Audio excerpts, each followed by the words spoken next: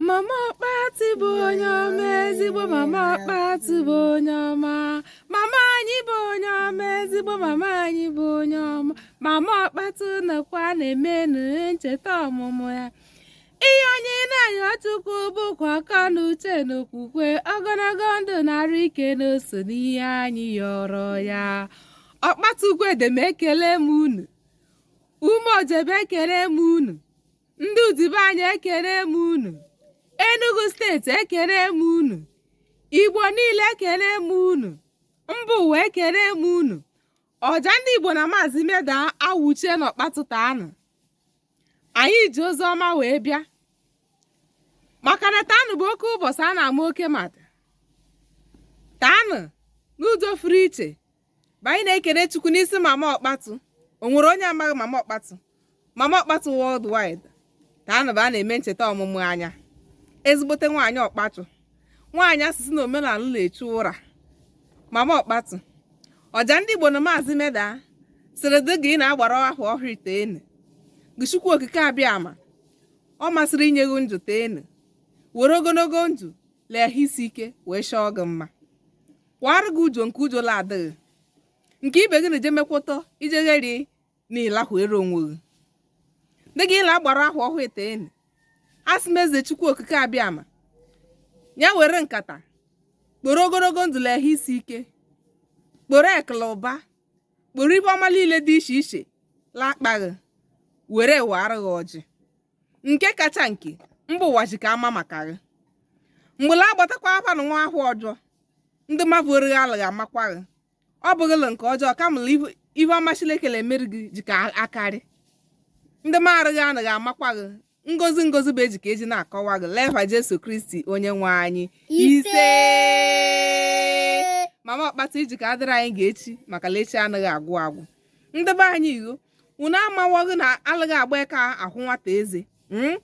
Mụ bụ ọja ndị Igbo enweghị m uyo m ji ka egore, enweghị m ụgbọala m ji ka egore. Maazị Meda abụghị na nwatakịrị, anyị ka chuite ka echuite na o nwere ihe anyị nweta edere. Mana ndị be anyị sịrị mberede nyere dike ma mberede bụ eji ama dike. Sịghịkwana lụga aka ha nwaanyị bụ ga ọla takwasị ji enye. Mama Okpatu nwanne m ịmawa na ọja ndị Igbo ka chuite ka echuite. Ejikọ m ejide ha ụgwọ mana narị m nwa ọnwa m ji ka anaghị ọshe na mgbe la agbatakwa ahụ ọjọọ na m ji ka emere gị ihe ụwa ji ka anụ ịhwa anya wee mere gị ncheta ọmụmụ gị. Biko chere na o nwere ogodo m kwere ekwere m atara ata. Biko chere achọbacha ekpere ekede eji ka eji agwakọtara ya. Maazị Meda jidekere m igwe okwu m mbịa m. Ndị be anyị ọkwa na ala ekwu ekwu ala eme eme o. Biko Mama Okpatu para atara atụ ọnwa nwene anyị chọdị mkpụrụ ekede na ezigbote mmanụ ọhụụ were gwa ọnwụmara ga wuo mgbe la agbata ahụ ọjọọ na-ejikọ m emere gị ka akarị gị iwuo deje nwunye m. Ndị be anyị ọja ndị Igbo enyekwa ọhụ o nwere onye jikwa ọhụ ahụrụ ahụ o ọhụ esiri esi. Inwekwa ụgbọala biko vighere m nye Mama Okpatu. Inwe uyo biko gotere m nye Mama Okpatu na nwaanyị na hụbụ oke mmadụ. Ọla akwalite asụsụ na omenala Igbo anyị nyeghere na eka kwa ite. Biko ọjọọ kacha ọjọọ iji ka emere ebu ka abịa hụ chụọ edere na peji onye ekwa peji onye bụ Mama Okpatu.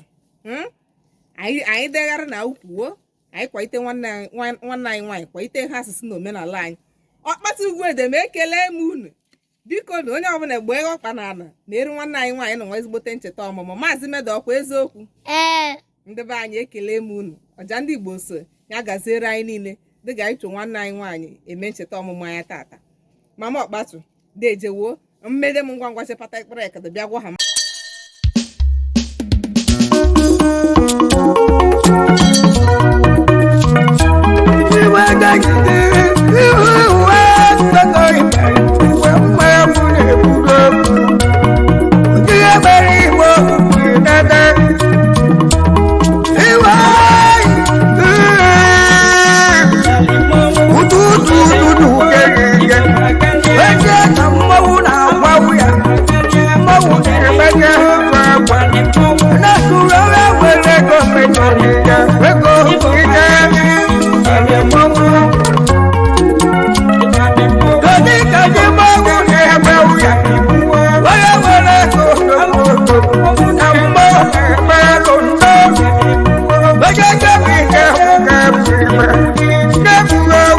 Lord